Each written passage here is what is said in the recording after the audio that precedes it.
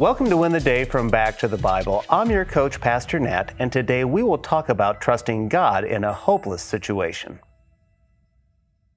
Does God care about your life? Does God really care about your decisions? How about this? Can your hopeless situation turn around? These are the questions everyone wrestles with from time to time. I know I have. I've been in situations that seemed hopeless. So I've wondered, God, are you there? God, do you really care about me? But then there are other instances where I put myself in my own predicament and I think, God, I know you care, but I did this to myself. I made my bed, so I guess I need to sleep in it. But if there's one thing I've learned as a Christian, it's that God is faithful, regardless of my decisions or my circumstances. And that's why we will study the book of Ruth.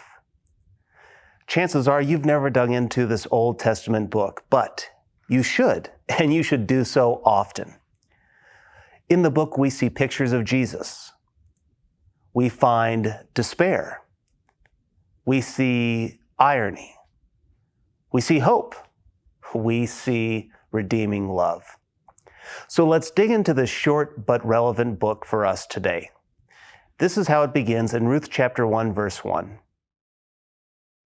In the days when the judges ruled, there was a famine in the land, and a man of Bethlehem in Judah went to sojourn in the country of Moab, he and his wife and his 2 sons.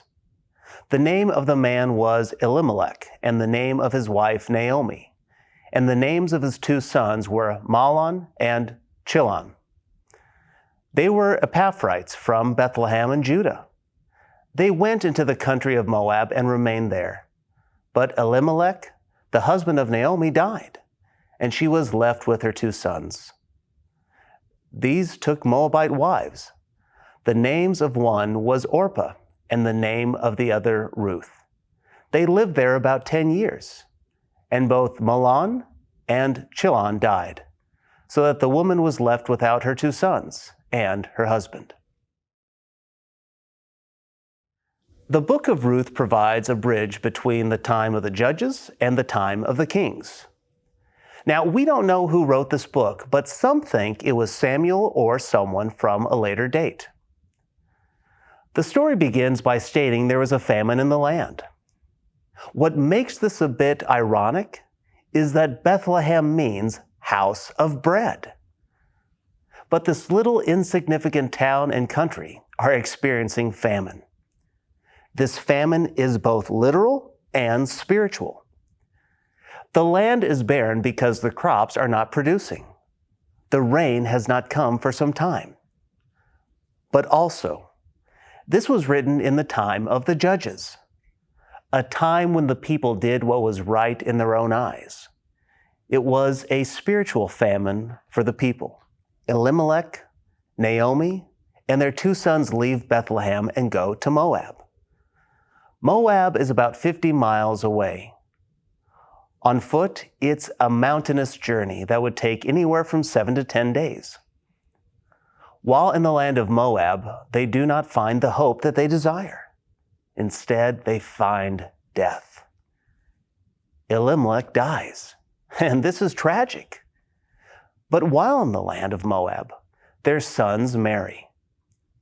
The word for marry here likely means that they were abducted and forced into marriage. This savage act resulted in more famine, but it's a famine of the womb. These women do not have children. And to perpetuate the famine of hope, the 2 sons die. Their names should have been a dead giveaway of their fate. Their names meant to be ill and to come to an end. So Naomi is far from home with no husband and no sons. She has inherited 2 daughters-in-law. But what would we do with them? What will she do with them? It seems to be a hopeless situation. Today, we all face trials. We can wake up thinking, how did I end up here? This is not what I expected. So what should we do? How should we respond? Now, we don't know how Naomi will respond, but we do know that we should respond in faith. And sometimes that faith is doing the next thing that God is asking us to do. So what trial are you facing today? Is it a Naomi moment? If so, we'd love to pray for you and encourage you. Please share in the comments below. Many times we won't find God in the journey. God won't reveal the journey itself. Sometimes He won't even show where we're going. But I do know that He is there. He will provide the next step in the journey of faith. So friend, take the next step today. When you do, you will win the day.